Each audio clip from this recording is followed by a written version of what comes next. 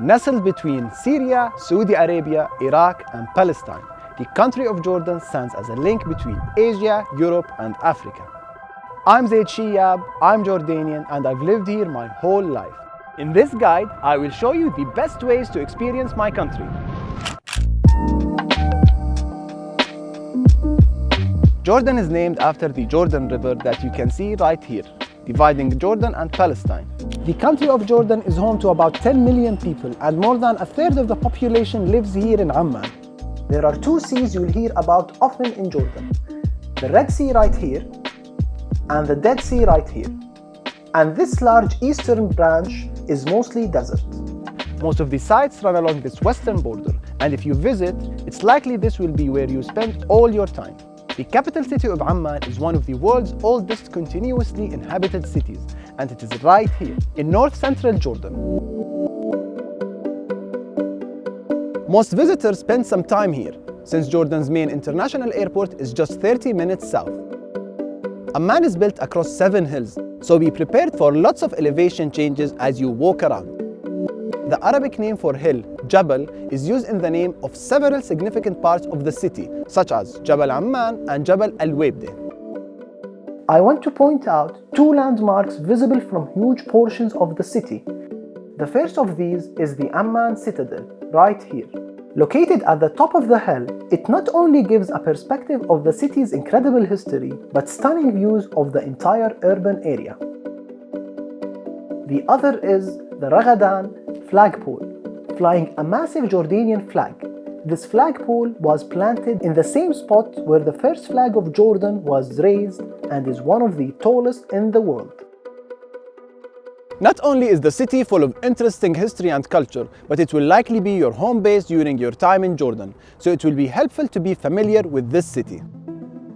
There are 3 main highways used to travel the length of Jordan. These are lined with historic sites because they themselves are historic trading routes used by the ancient civilizations. The Dead Sea Highway, for example, starts in the north and connects all the way down to Aqaba and the Red Sea at Jordan's lower border right here. Aqaba today is the only port city in Jordan, making it a vital part of this country. Aqaba is mostly known for its luxury seaside hotels and water sports. But just like the rest of Jordan, it has a lot of history. The Aqaba Fort and Mamluk Castle are existing reminders of the city's long history. These were built by Mamluk Sultanate, a mighty army of former slave soldiers who ruled the region in the 15th century. The Aqaba Souk is where you can find locally made handicrafts and fresh spices while grabbing coffee or tea alongside the local people. Many restaurants offer fresh seafood like this dish, sayadiyya, a steamed fish paired with rice cooked with cumin. The Red Sea has over 1,000 species of fish and over 40 species of shark within its waters. The opportunity to see such incredible marine life, alongside some really cool plane and shipwrecks, promises to top any scuba diver's list of all-time favorites. Snorkeling or taking glass-bottom boat are also great options.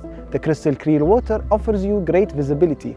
Aqaba is warm and sunny all year round, even in winter time. Getting out on a boat is a great way to look back at Aqaba and take in the spectacular mountain ranges that line the shore. I also want to show you something very interesting about Jordan's elevation. You'll see here that Jordan's western edge is close to the sea level, and even at certain points lower than sea level. The Dead Sea, right here, is literally the lowest elevation on Earth's surface. The Dead Sea is known for 2 main things, being the lowest elevation on Earth and for its incredibly high salt content. As we're in the desert, there is hardly any rainfall. The water that fills the sea comes from several rivers, but much of this is evaporated off. While the water is evaporated, the salt in it is not, which makes the remaining water incredibly salty. This salinity is so harsh that no life can survive in it, giving the Dead Sea its unusual name. This salt makes it more buoyant than any water you've probably been in, so you'll have the strange experience of floating along the surface without even trying. It's honestly impossible to sink. The thick black mud at the shore of the Dead Sea is well known for its mineral-rich and exfoliating properties. It's for these reasons that the Dead Sea hosted some of the world's very first wellness resorts dating back to the Greco-Roman times, and it's why people from all over still come to enjoy its many health benefits, either down on the beach or with a spa treatment from one of the many resorts nearby. There are a variety of really great resort options along the Jordanian coast on the northern end of the Dead Sea. Here in southern Jordan, these sandstone cliffs are peaceful, beautiful, and quiet. But this landscape alone is not the reason people travel from all over the world to visit here each year.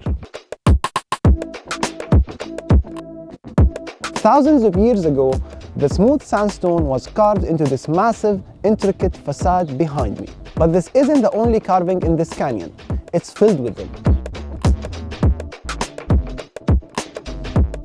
The entrance to the site is right here, and if you follow along this path, one of the first sights you'll see is the Siq, or the narrow canyon, and the treasury. But don't make the mistake of stopping here. Just look at how many sites are beyond this. You're just getting started. About 2.5 miles from the entrance is the furthest site, the monastery. This is equally as stunning as the treasury and has great views of the surrounding area.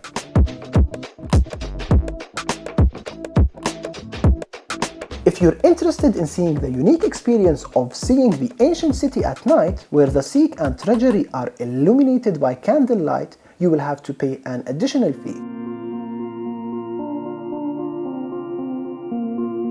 I'm here in what's known as the Valley of the Moon, Wadi Rum. Wadi Rum is considered to be one of the purest desert wilderness on earth.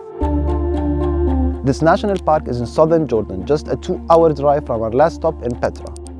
You can travel to Wadi Rum on an organized trip from Amman or likely from Petra or Aqaba. Or you can head to the visitor center where tickets are available and where you can organize a tour, rent a car and driver, camel or horses to take you through the desert. Just make sure that you have plenty of Jordanian dinars before you arrive, because there aren't many options for getting cash.